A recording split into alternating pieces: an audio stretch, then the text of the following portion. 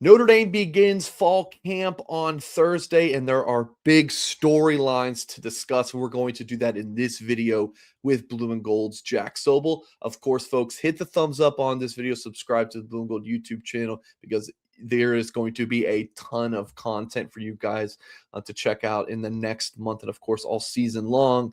And blueandgold.com is your home for all things Notre Dame football and recruiting coverage. So check out all of our written coverage on our website. So again, with me, Jack Sobel is going to be at all those practices. And Jack, you came up with your top 3 storylines for me, and your first one is obviously a big one. No, CJ Carr needs a backup, Jack, and who that is definitely a big storyline for this month. Well, not only who it is, it's are they capable?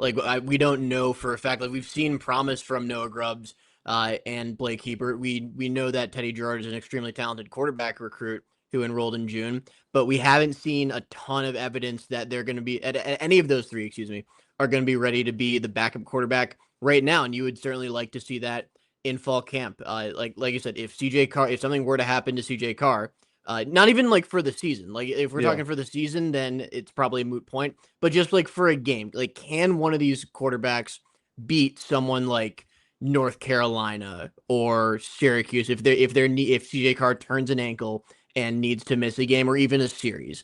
So I think that's a big storyline to watch, just because, like, if you have a black hole at that spot, and we don't know that Notre Dame doesn't right now, that could cripple your team in the event of an injury to Carr. So I think not only who it is, between probably Grubbs and Hebert right away, maybe Gerard enters the mix later in the season, but is that guy capable, I think, is a big question for Notre Dame to answer. Yeah, the Gerard entering the mix later in the season, I know that's something Eric's mentioned as well, Eric Hansen, our coworker. I just don't know what that would look like. Like, do you let's say it's November and Teddy is clearly just like he's the second best quarterback. Do you make that move, or do you just keep him as QB3 or 4, and then if something happens, then you bump him up? Like, I don't know, that would be interesting. So Jack, any rebuttal on that? And then I'd be curious, what is your prediction for who will be QB2 for that first game? No, I mean, it's tough because, like, even if you're convinced Gerard is your second best quarterback at that point of the season, he's probably been playing scout team for the vast majority of the season. So, like, how much of the actual offense does he know? How much can he pick up at that stage in the calendar? So yeah, it's a bunch of questions that Notre Dame needs to answer.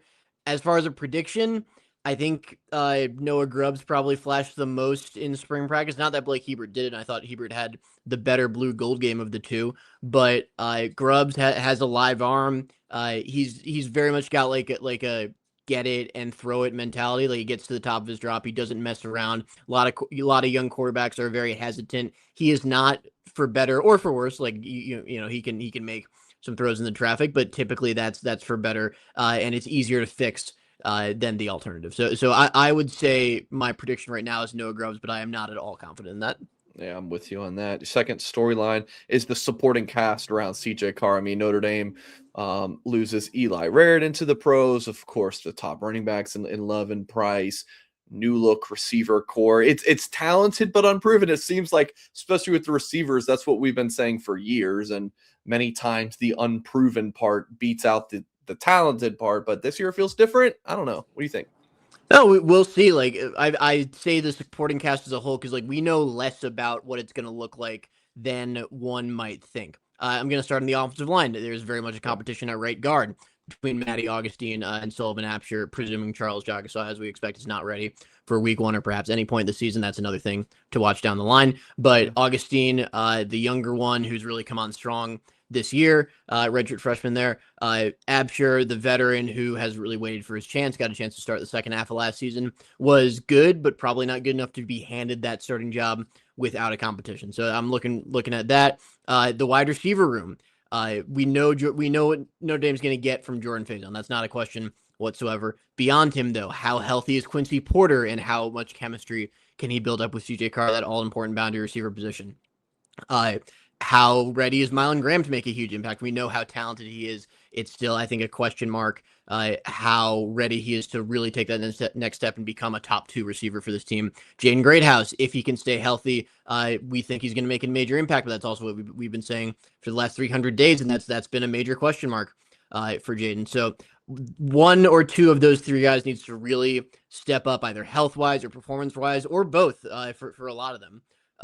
And I think that's something that we're going to be watching pretty closely. And then in the running back room, how deep is that rotation? We know Aeneas Williams is going to be involved. We have a pretty good idea that one or both of Nolan James Jr., Keydron Young are going to be involved. They have two talented freshmen in Jonas Walton and Javian Osborne. How many of those guys get regular reps? I think it's Jawan Sider, the running backs coach's preference is no more than 3. But if 4 prove that they're good enough to play, like what do you do there? So I think a lot of those offense positions that aren't the starting quarterback very much up in the air more than one might think. For what it's worth, I don't anticipate either of the 2 freshmen, Osborne and Walton, breaking through the rotation. I think a healthy Keydron Young will. I've heard really good things about him. I wrote an Intel article last week about different positions, especially focusing on offense. Heard some good things about Keydron. You guys could check on that article. Jack, at the end of the day, I would assume you think Aeneas is going to get more reps. We don't even need to mention carries, just like snaps. I'm assuming you think Aeneas will have more snaps than Nolan James Jr. Do you think it might be closer than most think, though? I think it could be very close. I think it could be a relatively even three-way split, excuse me, if James and Young come on as strong as we expect them to. I think they complement each other pretty well as well. Aeneas is a great pass catcher. Nolan James is very slippery. Keydron Young has that kind of power and speed combination that I don't think anyone else in the room has. So I think they could all fill some different roles. But I would expect Aeneas Williams to be as close to the main guy as Notre Dame has this year. Let's move to the defensive side of the ball. Like linebacker, they've had the same linebacker core, seems like, for 10 years. The DBs, there might be some questions about like who may start, but like all those guys are going to play. The D line, though, Jack, is your third storyline here, talking about the rotation and the talent in terms of like they're hyped up. Are they as good as we think? Right, at a lot of those spots, like we don't know what the rotation is going to look like, and we also don't know. Again, it's kind of it's similar, but different to the backup quarterback. Like how good are they actually? Like we know Boubacar Traore is very good at defensive end. Bryce Young, Keon Keeley, and Rodney Dunham are all 5-star caliber talents, but none of them have really shown themselves to be a huge impact player at the college level. We expect that to change certainly with Bryce Young, and I would think at least one of Keeley and Dunham, but we need to actually see that on the field. So those 3 turning their talent into production, I think is a big deal for Notre Dame. And at defensive tackle, we believe the 5-man rotation is gonna look something like Brew, Gray, Anye, Elijah Hughes, and Armel Mukum. How deep does that rotation go? Notre Dame has rotated 5 in the past. It's probably a little more difficult than rotating 4. So if they cut it off, where's the cut line? Who starts of that group? It's probably some combination of Brew, Anye, Gray, but that might be a difficult decision Notre Dame has to make. So there are just a lot of question marks. It's a big swing position for me. The gap between ceiling and floor at such an important spot is really worth monitoring, in fall camp. Yeah, it definitely seems to have the highest upside. Talking about interior D line. I mean, I guess the championship run with Mills and Cross was obviously really good, but just like the deepness of this room, the upside, it seems like it's been the best in some time. Oh yeah, folks, in terms of raw talent, like it's certainly the best since I've been here in 2023. It's just a question of can they turn that into production. Folks, let us know what you think about our storylines. Let us know what you're going to be watching from the reporting from Blue and Gold this fall.